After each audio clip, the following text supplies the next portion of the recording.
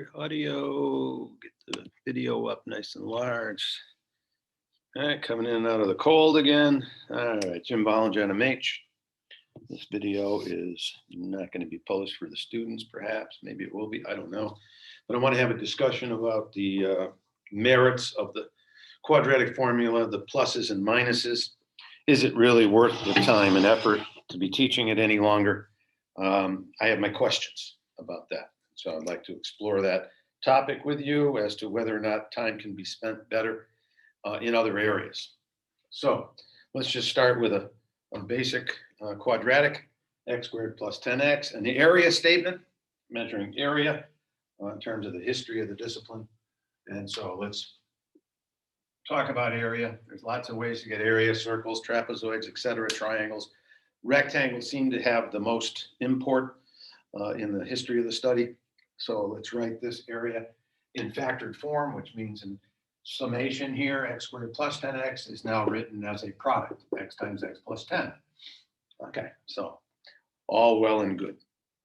Now, completing the square is a wonderful topic. It's got wonderful historical underpinnings. I'm not sure what students think about it. Unless the drawings appear with it, I can't imagine that someone hearing completing the square for the first time resonates well. Not sure what would go through the mind of a youngster who's being told, let's complete the square. Okay, great. You got this process and you do that with it symbolically, but does that have a whole lot of meaning if only looked at a few times and worked with mechanically?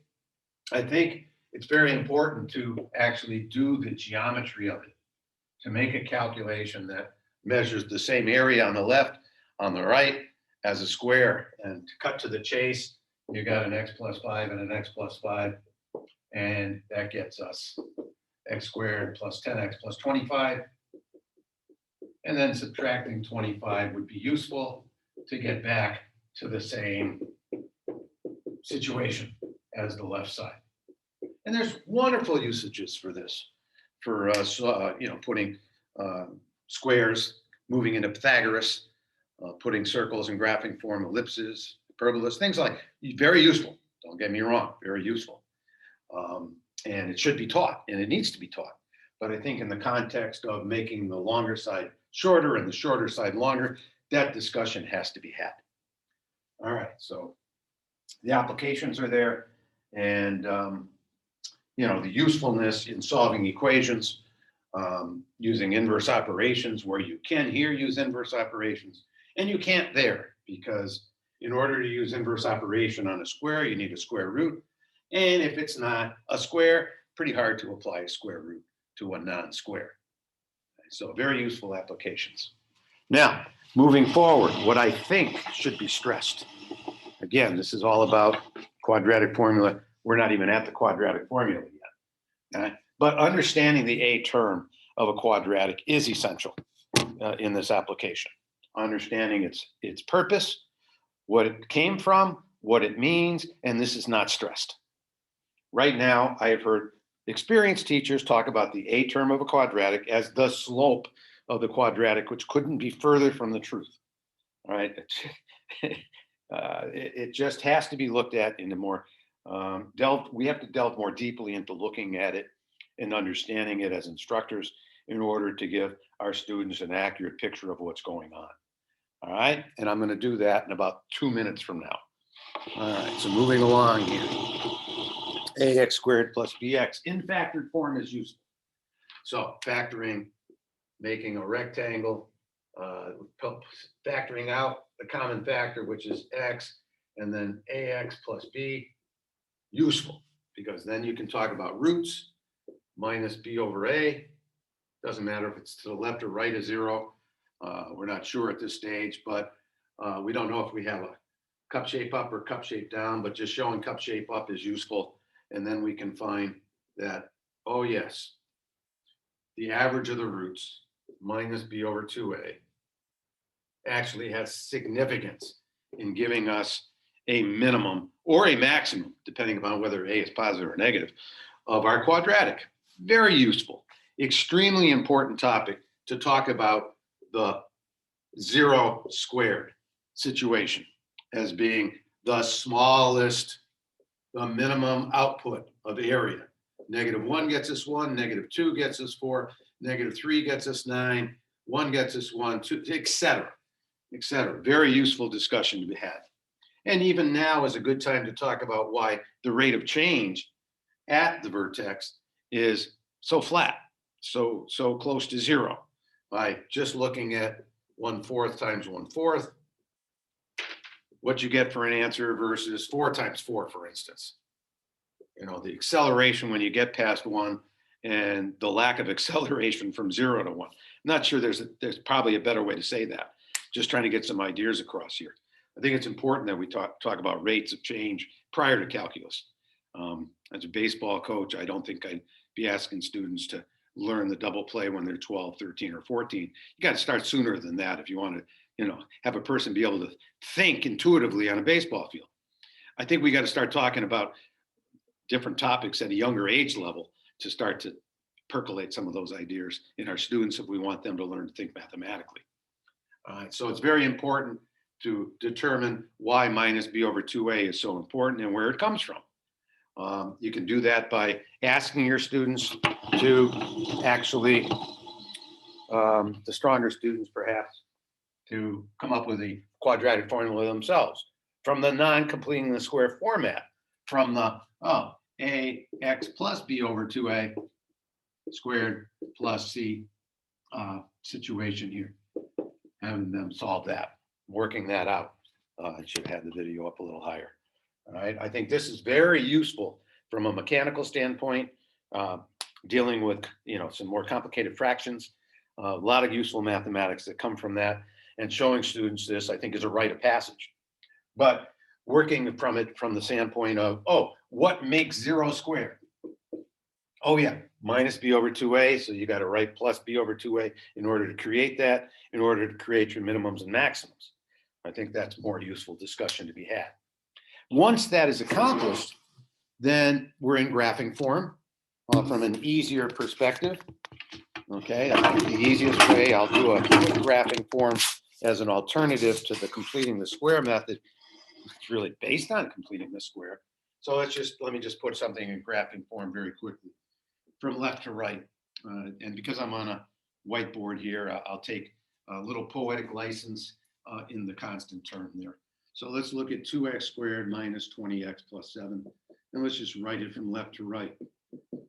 Opposites, so it's negative. 2 goes into 20, 10 cut in half is 5. 5 squared gets me 50 when I throw a 0 in. I know I want a 7, so I don't want that 50, I want 7. And then you put those together, and you've got your ax minus h squared plus k graphing form. Okay, so how do you solve from that perspective? Well, a piece of cake, right? You've got, I'll show it all, but I mean, really, minus k divided by a plus minus square root. You can do it in one line of work, but we'll take it in steps. X minus h squared equals negative k. X minus h squared equals negative k over a. X minus h equals plus minus negative k over a.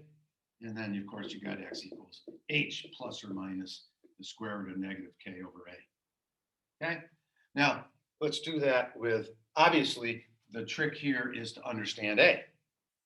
Pretty easy to get a from the h from the minus b over 2a context, right? Just plug it in, see some wonderful patterns that emanate from that. I should show you that pattern right now.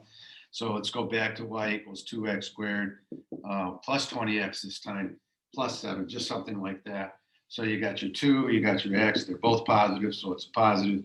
Again, it's a 5 squared, still 50, so minus 50 plus 7. But I guess I was after negative 5. So plugging negative 5 in here gets us 25 times 2, 50. And minus 5 here gets us minus 100. And at the vertex, you're always going to have that 2-to-1 opposite pattern, always. So it's real quick and easy to determine whether or not you made a sign change error or not. All right, so moving on. Where was I? I was at, oh yes, finding the a term of a quadratic, which is what I think we should be stressing more than the quadratic formula. It's all about numerical processes. So we've got this quadratic here. We know that from 7 to 55, we have to go up 48 units. And yet from 5 to 9, we've changed by 4. And the squaring process only takes us up 16 units. Well, there's your unit multiplier, 48 to 16 with respect to the squaring process. So that's nice and easy. You got an A value of 3. 5, 7. So what's you're in graphing form, 3x minus 5 squared plus 7. Now, what are the benefits from doing it from the graphical perspective? Well, we know we're trying to hit a height of 0. I mean, this is about the quadratic formula, finding roots. And you're 7 units above with a cup shape up. Well, you know, your units are imaginary. Now, in the quadratic formula, you got to do it with the discriminant. Let's see if I can get that in the picture here. Yeah, turn the camera down a little bit. Yeah, I mean, you got to do b squared minus 4ac. You got to take some time there. All right, I think it's quicker to get the vertex, the y value of the vertex, and then you know you either got to go up or you got to go down. So we're already starting to talk about inverse operations here. This is conceptual. Students working with the quadratic formula are just mechanically doing something, you know, because they've been told to. Okay? How much depth of critical thinking takes place in that? I don't think, in my experience as a teacher working with the quadratic formula earlier in my career, I don't think I saw any real critical thinking taking place. And that's what I think what we should be after. So what do we have here? We have to go down 7 units. Yeah, we have to go down 7 units to get there, but we're multiplying by 3, you know, something that's going to get squared. So you got the inverse of multiplication. You know, square rooting is going to be a plus minus. So you've got that, and you're centered at 5. All right, now, you know, am I doing it that quickly at this stage of the game? Obviously, you develop this over a period of time, which is one of the reasons I'm not really big on sequential learning anymore. I think you can start this discussion early in a term and 5 minutes a day, continue to build on it, continue to build. Same way you do it in a sport, for God's sakes. You start something and you continue to build off it, develop drills around a common theme or a central theme. Here, the central theme is thinking mathematically, which takes time, takes effort, takes consistent practice. So I think that's the usefulness of this. And embedded in the quadratic formula minus b over 2a, certainly embedded there. And it's useful. I'm not saying it's not useful. It's historically very significant. And I think it should be analyzed. But I think our effort should be in the whole numerical process of what's taking place in the quadratic. So just some thoughts. Everybody's entitled to their opinions. Change for everyone is risky and takes time and it's scary, but I think we should be making a lot of changes in how we approach the teaching of mathematics in this country. I don't know. I've been around the world a bit, seen how things are done in China, India, different places. And, you know, these are just my thoughts. I really think that we should be giving students a chance to learn at their own pace. And so I'm going to talk about my thoughts on holistic teaching at some point. And then we'll hopefully have a chance to talk about it in departments and various places. All right. Enough of me. I'm starting to ramble.